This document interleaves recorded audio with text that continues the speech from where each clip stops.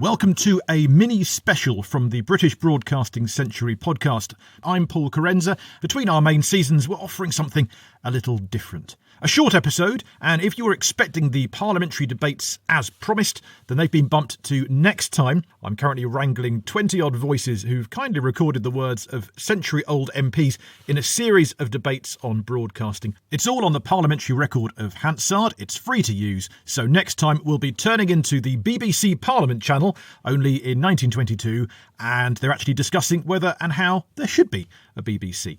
But particularly this episode, I wanted to shout from the rooftops about someone who we all should know more about. And when I say we all, I mean the internet, history books. Basically, I wish there were more about her. We mentioned her briefly 2 episodes ago, but I found out more. So I thought let's have a minisode heralding Gertrude Donisthorpe, who, technically, Britain's first DJ. And one of the world's first female broadcasters. There were a handful of other female radio hams from around 1910, like Mrs. Glass of San Jose, Olive Hartberg in New York. Gladys Parkin was one of the earliest and youngest to be granted a government licence for radio. She made her own radio equipment and operated it in California in 1916. But back in England, Gertrude Donisthorpe was almost certainly the first lady of British broadcasting. Hear a little about her. Only a little, I'm afraid. Facts are slim, but we've got them here on the British Broadcasting Century. Hello, this is Paul Carenza calling. This is London Calling. Hello, welcome. This is a short and swift guerrilla episode, I suppose. I'm editing the parliamentary debates at the moment, and in that episode, in the extras bit, I was going to hark back to a couple of episodes ago. The tale of Captain and Mrs. Donisthorpe. So this is 1917. My first broadcast was from a bell tent in a field near Worcester. My part in this experiment was strictly unofficial. But I thought, no, let's make it an episode of its own. Because when I featured them on the Loose Ends episode, I didn't even know their first names. Captain and Mrs. They are footnotes in the history of broadcasting. They don't even make many of the books on the subject. Asa Briggs doesn't mention them. Arthur Burrows doesn't either. Tim Wonder does, as does Brian Hennessy, and regular listeners will know that their books, 2MT Riddle and The Emergence of Broadcasting in Britain, are gold standards on the big bookshelf of broadcasting bountifulness. So Mrs. Donisthorpe deserves an episode of her own. And it's been International Women's Day this week, and we know that historically, women in STEM subjects have been given rather a back seat, I think it's fair to say. So we have the chance for this bonus episode. I wanted to give Gertrude Donisthorpe a moment in the spotlight. It will only be brief. Apologies. We don't know lots about her, unfortunately. She wasn't quite the Annie Nightingale of her day.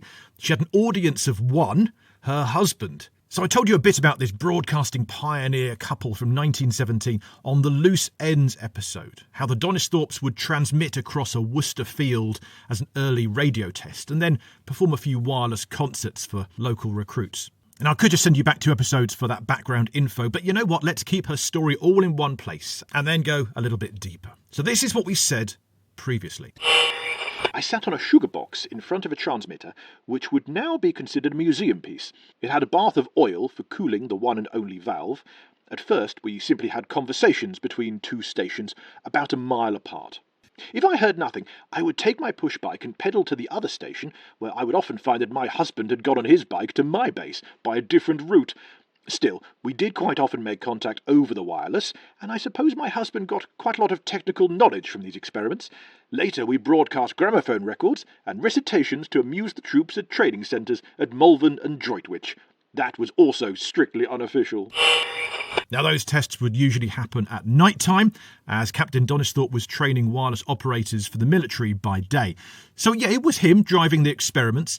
But since that episode, I've been reading how Mrs. Donisthorpe did most of the presenting, the speaking, while Captain Donisthorpe would listen in at a distance to see how it sounded. So she really had a major role in being one of the very first, DJs, because she was playing music, gramophone records, and announcing them just for her audience of one.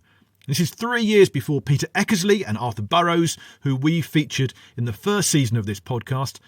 Gertrude Donisthorpe is therefore Britain's first DJ. She had a test phrase that she would say over and over again to her husband. A wonderful bird is the pelican. Its beak can hold more than its belly can. One of the first factoids. There you go, Steve Wright. Yeah, last time we mentioned her, I did not know her first name. So I asked on Twitter, historians, I tweeted, what was her name? And my cry was answered by Dr Elizabeth Bruton, Curator of Technology and Engineering at the Science Museum. She said that Gertrude Ann Donisthorpe, née Andrews, was born 1895 and died not too long ago, relatively speaking, in 1980. In 1969, Gertrude Donisthorpe actually gave an interview to BBC Two on a TV programme about wireless before the days of broadcasting. It was called Yesterday's Witness, Breaking the Silence. Now, I don't have that footage, but hey, archivists, if you do, bear in mind broadcasts before 1971, I believe, are largely in the public domain, so legally we could broadcast that on this podcast. If we could find footage of Gertrude, then this is the place you will hear it. Prior to that, Gertrude Donisthorpe broadcast on the Light programme, December the 13th, 1953. She was a contributor to These Radio Times, a happy history of every man's entertainment. or Every Woman's Entertainment.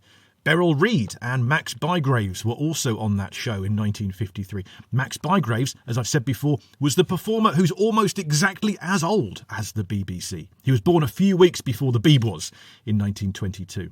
Now, as for her husband, Captain Donisthorpe, or to give his full name, are you ready? Captain Horace St John de Elva Donisthorpe, what a name.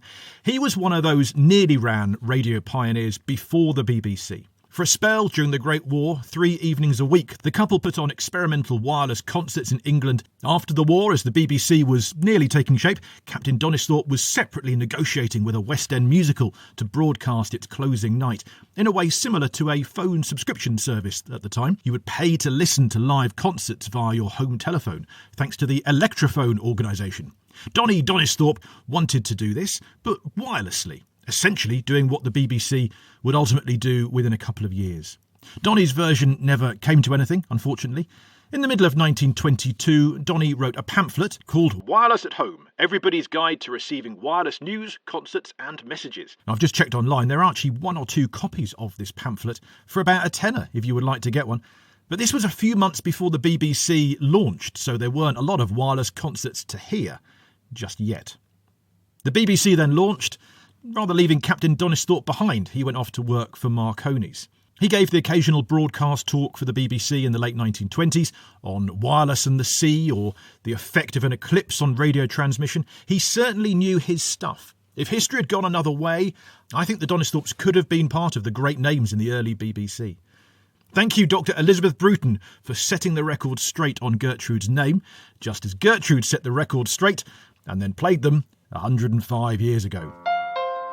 Now to an even earlier radio pioneer. Let's have some follow-up on Captain Round. Last episode, we featured Captain Round and his mammoth speech. Well done if you listened, and award yourself 10 points if you understood more than half of it. Lots of lovely feedback from you good folks, and it was great to know that actually it didn't really matter that some of the terms were lost on you. A fascinating piece of archive, said one listener. Alan Pemberton got in touch, and he said, I've just listened, and I'm sitting here utterly discombobulated. Here was the man who seems to have invented all the techniques that I struggled to get to grips with in the 60s for Physics A-level and the Radio Amateurs exam, and he was just standing there reeling them all off like a shopping list. I've just looked him up in the Dictionary of Scientists, and he's not there, and neither is Alan Blumlein, who practically single-handedly got television on the air. Marconi is included, of course, and Ambrose Fleming, along with Edwin Armstrong, who featured in the talk. Even John Logie Baird has an entry, for heaven's sake, he says. Basically, another intuitive bodger like Marconi. Controversial. Alan says, do please keep digging out these important names as you progress through the journey of broadcasting, and please have a special about Blumlein when you get to television in the 30s, and even in the 20s, arguably.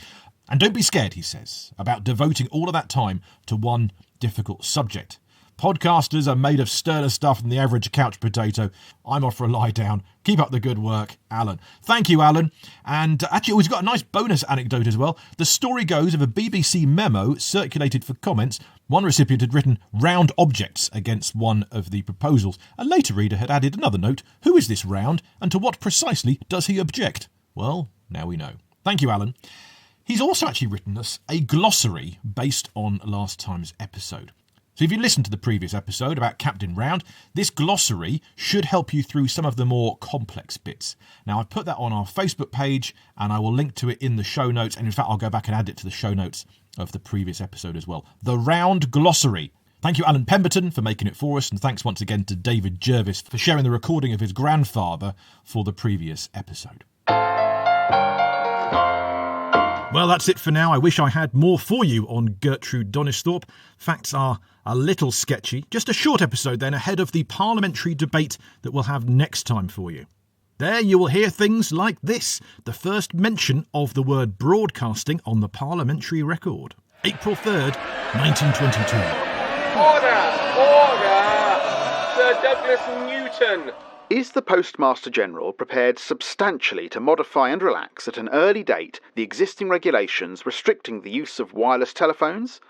And will he sanction and promote the daily broadcasting by established and suitably equipped radio stations of wireless telephone messages, likely to prove of value to trade and industry in this country, or being of general public interest? The Postmaster-General, Mr. Callaway. I am entirely sympathetic towards the idea of utilising wireless telephony for the broadcasting of messages of the kind referred to by the Honourable Member. The Postmaster General and other MPs will follow up with more next time.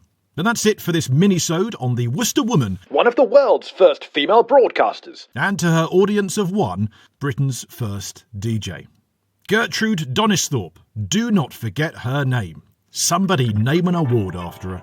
The British Broadcasting Century is presented and produced by me, Paul Carenza. Original music is composed by Will Farmer.